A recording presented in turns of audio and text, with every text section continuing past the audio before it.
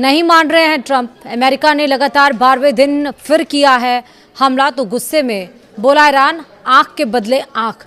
नमस्कार, आप देख रहे हैं न्यूज़ 18। मैं हूं आपके साथ श्रुति श्रीवास्तव। अमेरिका और ईरान के बीच तनाव लगातार गहराता जा रहा है। बुधवार को अमेरिकी सेना ने लगातार 12वें रात ईरान पर हवाई हमले किए। सीज़फायर समझौता टूटने के बाद दोनों देशों के बीच टकराव और तेज हो गया है।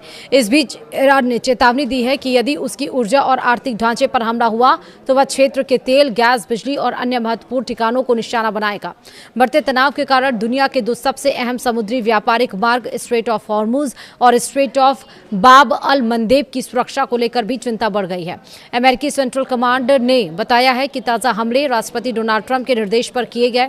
सेंटकॉम के अनुसार इन हमलों का उद्देश्य ईरान की उस क्षमता को कमजोर करना है जिससे वह क्षेत्रीय समुद्री मार्गों से गुजरने वाले व्यावसायिक जहाजों और नागरिक नौवहन को खतरा पहुंचा सके। सेंटकॉम ने बयान में कहा है कि यह अभियान तब तक जारी रहेगा जब तक ईरान की समुद्री मार्गों को बाधित करने की क्षमता को और कमजोर नहीं कर दिया जाता।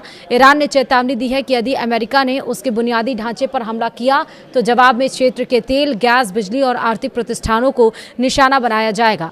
ईरान के विदेश मंत्री अब्बास अराक्ची ने सोशल मीडिया प्लेटफॉर्म एक्स पर लिखा, हमारी रक्षा नीति बिल्कुल स्पष्ट है, आंख के बदले आंख। ईरान या उसके बुनियादी ढांचे पर किसी भी तरह का हमला हुआ तो उसका शक्तिशाली और निर्णायक जवाब दिया जाएगा। वहीं ईरानी अधिकारियों ने यह भी कहा है कि जरूरत पड़ने पर वे क्षेत्र से तेल के निर्यात को भी रोक सकते हैं, जिससे वैश्विक ऊर्जा संकट और गहरा सकता है। ईरान और अमेरिका के बीच बढ़ते तनाव का सबसे ज्यादा असर स्ट्रेट ऑफ हॉर्मुज पर दिखाई दे रहा है। दुनिया में तेल आपूर्ति का बड़ा हिस्सा इसी समुद्री मार्ग से गुजरता है। ईरान द्वारा इस मार्ग पर लगभग पूर्ण नाकेबंदी जैसी स्थिति बनने से अंतर्राष्ट्रीय शिपिंग प्रभावित हुई है। इसका असर कच्चे तेल की कीमतों पर भी देखा। ब्रेंट क्रूड का भाव कुछ समय के लिए $95 प्रति बैरल के पार पहुंच गया है और बाद में $94 प्रति बैरल से ऊपर बना रहा। ईंधन आपूर्ति को लेकर भी वैश्विक स्तर पर चिंता बढ़ गई है। वहीं अमेरिका का कहना है कि यदि ईरान को इस समुद्री मार्ग पर नियंत्रण मिल जाता है तो यह वैश्विक व्यापार और सुरक्षा के लिए खतरनाक उदाहरण साबित होगा। तनाव अब फारस की खाड़ी से आगे बढ़कर लाल सागर तक पहुंच गया है। ईरान समर्थित यमन के हूती विद्रोहियों ने बाब अल मंदेब जल डमरू मध्य से गुजरने वाले सऊदी अरब के तेल जहाजों को निशाना बनाने की धमकी दी गई है। यह समुद्री मार्ग लाल सागर को अदन की खाड़ी से जोड़ता है और वैश्विक व्यापार के लिए बेहद महत्वपूर्ण माना जाता है।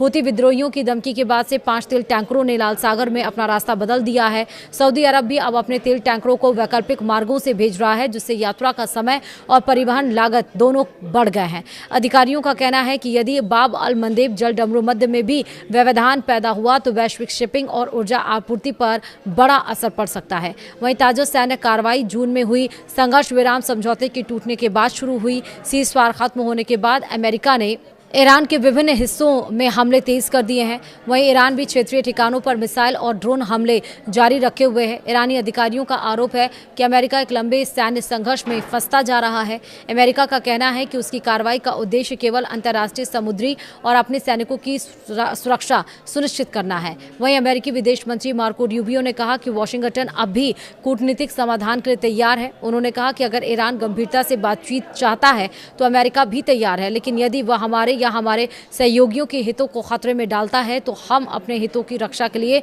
जरूरी कदम उठाएंगे। वीडियो में ताही, नमस्कार।